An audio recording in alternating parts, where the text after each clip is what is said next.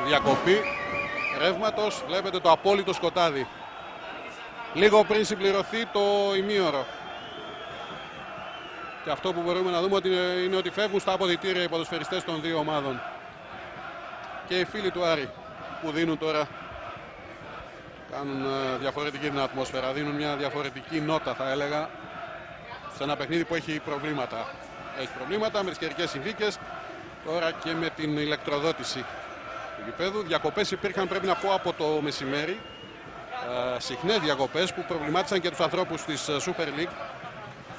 Και πριν από λίγο ακούστηκε ένας πολύ δυνατός κρότος και έσβησαν τα πάντα. Και η προβολής. Κυρίως αυτό είναι το πρόβλημα αυτή τη στιγμή. Εδώ δείτε τώρα πώς χάθηκε το φως. Εδώ αυτό ήταν. Βλέπετε είχαμε και μια αστραπή και χάθηκαν όλα. Σκοτάδι στα πηγάδια λίγο μετά το 21ο λεπτό, και ενώ είναι ισόπαλη η Σκόντα Ξάνθη και ο Άρης.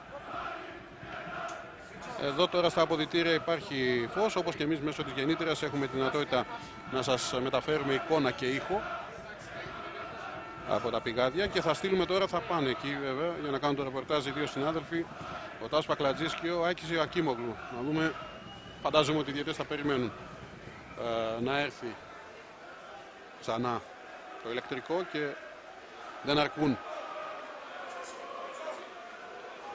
οι προσπάθειες που κάνουν οι φίλοι του Άρη. Βλέπετε εδώ έχει φωτίσει το σημείο πίσω από τη μία εστία. Δεν ξέρω αν μπορούμε να